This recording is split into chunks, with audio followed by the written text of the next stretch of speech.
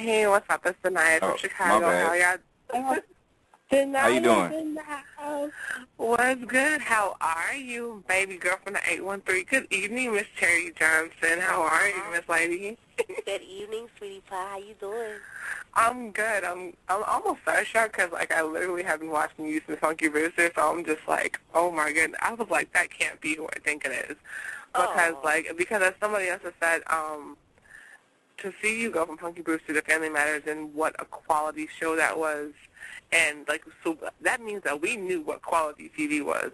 That wasn't those crazy reality shows and all that kind of stuff. These what I love about Family Matters was that it actually taught kids that you can be smart and you can be successful and you don't have to be ashamed about it.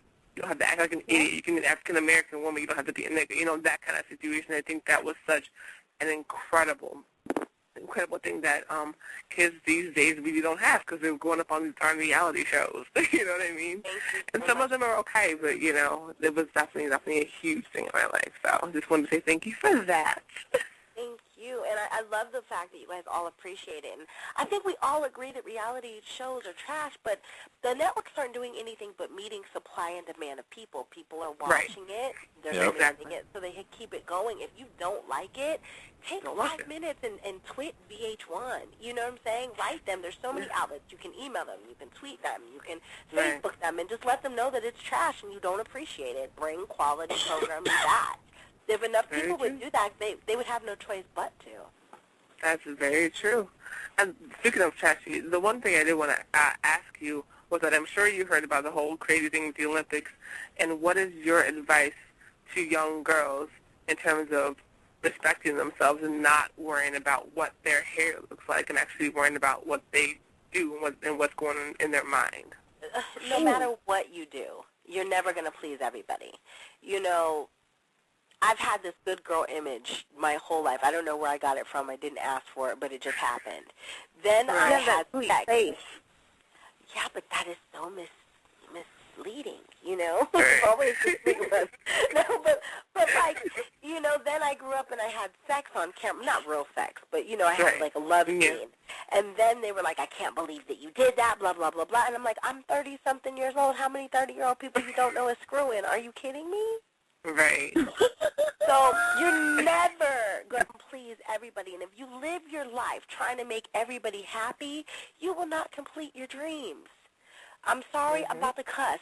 Fuck how other people feel about you, as long as you feel good about yourself. Cicely Tyson told me when I was 9 years old, and I didn't really understand it then, but I totally get it now. We were sitting in the trailer. She was playing my mother.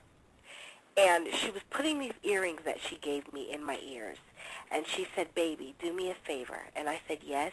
She said, act only as long as it's fun. And only do what feels good in your heart. Other people will try to guide you and tell you what you need to do for yourself, but only you truly know. And I looked at her being a 9-year-old kid and said, yes, ma'am, and didn't get it. When Family Matters was over, I went on an audition, and the executive producer came out of the audition and asked me would I go to dinner with him. Wow. And I instantly got it because I was like, okay, I've heard of this. I've never gone through this because I had spent, you know, my years being a child on TV, so nobody was going to hit on a kid. And then I was like, this is, you know, that conversation that I had with her when I was 9, and she told me don't do anything that doesn't feel good to me. And I told him, after I get the job, I'll let you take me to dinner. I got the job. I never let him take me to dinner. That's right. Wow. Put it in your head. So, actor, director, author, is there anything else on this list that you're planning on doing in the future? Hey, she does music too, by the way. She's a musician as well. Absolutely. You better sing it like shoo-doo-doo-doo. That's not a best-kept secret no more, Cherry. You still do side music. Stop. Don't hide that. And I've been doing it for my films. I love it. I haven't been in the studio in a while because I haven't had a chance. I've been on the road.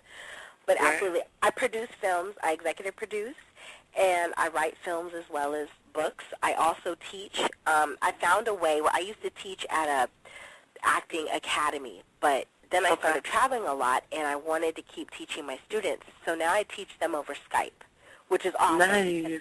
Now I have students all over the world instead of just, locally. I only charge $1 a minute for my time, so it's like $60 for an hour. And it's fun, and I do it out of my hotel room, in a trailer on the set, everywhere. So I got like 7 jobs. That is awesome. Seriously, on your grind. That's what's up. So what else do you do with your time? I'm just kidding. Like 7 jobs isn't enough? I got 7 jobs, man. That's it.